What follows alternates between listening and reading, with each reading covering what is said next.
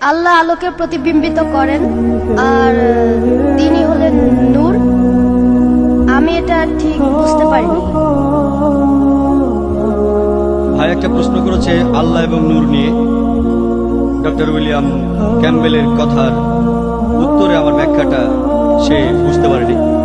পবিত্র কোরআনের সূরা নূরের 35 নম্বর আয়াতে উল্লেখ করা আছে যে আল্লাহ হলেন নূরে সামাওয়াত ওয়াল আরদ।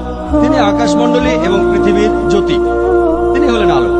পবিত্র কোরআনের এই জ্যোতি শব্দটার অর্থ হলো প্রতিবিম্বিত আলো, ধার করা আলো। অর্থাৎ সে প্রশ্ন করেছে আল্লাহরও ধার করা আলো আছে কিনা। এই আয়াতের বাকি অংশটা পড়লেই উত্তরটা পাওয়া যাবে। বলা আছে তাহার জ্যোতি যেন একটি দীপাধার, যার মধ্যে আছে একটি প্রদীপ। একটি প্রদীপের নিজস্ব আলো থাকে। এর অর্থ আল্লাহর নিজেরই আলো রয়েছে আর তিনি নিজেই নিজের আলো হয়ে প্রতিবিম্বিত হচ্ছেন। আল্লাহ সুবহানাহু ওয়া তাআলা তার নিজের আলোকে আবার নিজেই প্রতিবিম্বিত করছেন। যেমন হ্যালোজেন বাল্ব যেগুলো এখানে দেখছেন, এর মধ্যে একটা টিউব আছে। এই ল্যাম্পটাকে আপনারা বলতে পারেন সিরাজ, ওয়াহাজ বা দিয়া, আর এর রিফ্লেক্টর হলো মুনির অথবা নূর, ধার করা আলো, প্রতিবিম্বিত আলো। আর তারপরে এখানে যে আলোর কথা বলা হচ্ছে এটা সত্যিকারের কোনো আলো নয়, এটা আল্লাহ সুবহানাহু ওয়া তাআলার আধ্যাত্মিক আলো। এই কথাটা ডক্টর উইলিয়াম ক্যাম্বেলের উত্তরে বলেছিলাম। আর সময় যেহেতু 5 মিনিট, তাই অন্য প্রসঙ্গে বলি। ডক্টর উইলিয়াম ক্যাম্বেল নূহ আলাইহিস সালাম সম্পর্কে বললেন, আমি এখানে বাইবেল সম্পর্কে আলোচনা করব একমত হয়ে আর কোরআনের সাথে ভিন্নমত হয়ে। আর তারপরেও জানি আলহামদুলিল্লাহ কোরআন এই পরীক্ষায় পাশ করবে। আর আমি যদি ডক্টর উইলিয়াম ক্যাম্বেলের কথা মেনে নিই, ধরেন মেনেই নিলাম উনি ঠিক যে বন্যার পানি ছিল পাহাড়ের 15 ফুট উপরে, কিন্তু বুক অব জেনেসিস বলছে 7 নম্বর অধ্যায়ের 1920 অনুচ্ছেদে আছে যে পুরো পৃথিবী বন্যার পানিতে ডুবে গিয়েছিল। আর এরপরে আমরা প্রত্নতাত্ত্বিক নিদর্শনগুলো থেকে জানতে পারি নূহ আলাইহিস সালামের সময়কালটা বিজ্ঞানীরা হিসাব করে বের করেছেন। এই সময়টা খ্রিস্টপূর্ব 22 শতক থেকে 21 শতক পর্যন্ত।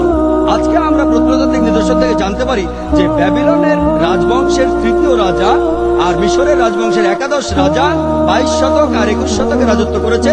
আর সেখানে কোন রকম বন্যা হয়নি, পরবর্তীতে কোনো মহাপ্লাবন হয়নি। আজকের প্রত্নতাত্ত্বিক নিদর্শন আমাদের বলে এটা অসম্ভব যে খ্রিস্টপূর্ব 22 শতক থেকে 21 শতকে মহাপ্লাবনে পুরো পৃথিবী ডুবে গিয়েছিল। কোরআন এখানে কি বলছে? কোরআন এখানে কি বলছে? 1 নম্বর পয়েন্ট, কোরআনে কোনো সময়ের উল্লেখ নেই। এটা কি খ্রিস্টপূর্ব 21 শতক নাকি 50 শতক এমন উল্লেখ নেই। 2 নম্বর পয়েন্ট, কোরআনে কোথাও বলা নেই যে পৃথিবী পানিতে ডুবে গিয়েছিল। এখানে বলা হয়েছে নূহ আলাইহিস সালাম, তার কওমের কথা আর তার গোত্রের কথা। হতে পারে অল্প কিছু লোক অথবা অনেকগুলো লোক। প্রত্নতাত্ত্বিক নিদর্শন আমাদের বলে আর প্রত্নতাত্ত্বিকরা বলেন যে তাদের আপত্তি নেই। এটা হতে পারে যে পৃথিবীর কিছু অংশ পানিতে ডুবে গিয়েছিল, কিন্তু পুরো পৃথিবী এটা অসম্ভব। তাই আলহামদুলিল্লাহ কোরআনের কথার সাথে প্রত্নতাত্ত্বিক নিদর্শনের যথেষ্ট মিল রয়েছে, কিন্তু বাইবেলের সাথে নেই। এছাড়াও বাইবেলে আছে জেনেসিসের 6 নম্বর অধ্যায় 15 ও 16 অনুচ্ছেদে। এখানে সৃষ্টিকর্তা নূহ আলাইহিস সালামকে বলছেন তুমি একটা নৌকা বানাও। নৌকার মাপটা দেওয়া আছে 300 কিউবিট লম্বা, 50 কিউবিট চওড়া আর 30 কিউবিট উঁচু। 1 কিউবিট মানে 1.5 ফিট। ভাই এটা ভুল বলেছিলেন, এটা হলো 1.5 ফিট। আর নতুন ইন্টারন্যাশনাল ভার্সনে আছে 450 ফিট লম্বা আর 75 ফিট চওড়া আর আনুমানিক 45 ফিট উঁচু। উচ্চতা হলো 30 কিউবিট। আমি এই নৌকাটা ঘনত্ব হিসেব করে বের করেছি।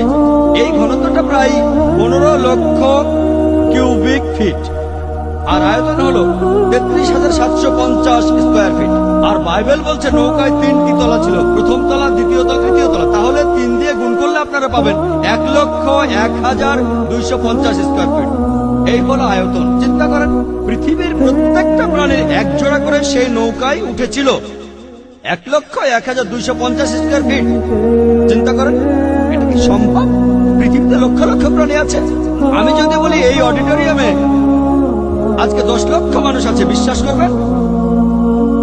আমার মনে আছে গত বছরের কথা, কেরালাতে একটা লেকচার দিয়েছিলাম, 10 লক্ষ লোক এসেছিল। সেটাই ছিল আমার সবচেয়ে বড় সমাবেশ। আলহামদুলিল্লাহ, আল্লাহ সবকিছু করেন। 10 লক্ষ মানুষ। আমি মানুষজনের শেষটা দেখি নাই। সেটা কোনো অডিটোরিয়ামে হয়নি, হয়েছিল একটা বড় বিচে। সবাইকে দেখতে পাচ্ছিলাম না, শুধু সামনের কয়েকজনকে দেখছিলাম। কয়েকজনকে দেখছিলাম যেখানে ছিল 10 লক্ষ মানুষ। আপনারা ভিডিও ক্যাসেট দেখলে বুঝতে পারবেন 10 লক্ষ আসলে কত বিশাল। যেমন ধরুন আরাফাতের ময়দানে হজের সময় 25 লক্ষ লোক একত্রিত হয়, কিন্তু কিন্তু 1,01,250 স্কোয়ার ফিটের মধ্যে, অর্থাৎ 45,000 কিউবিটের মধ্যে এটা কোনোভাবেই সম্ভব না। আর এভাবে সবাই 40 দিন সেখানে ছিল, খাচ্ছে, প্রকৃতিটাকে সাড়া দিচ্ছে। আমি যদি বলি এখানে 10 লক্ষ মানুষ আছে, বিশ্বাস করবেন? তাই নিরপেক্ষভাবে এটা বলতে গেলে বাইবেলের মধ্যে বেশ কিছু বৈজ্ঞানিক ভুল আছে।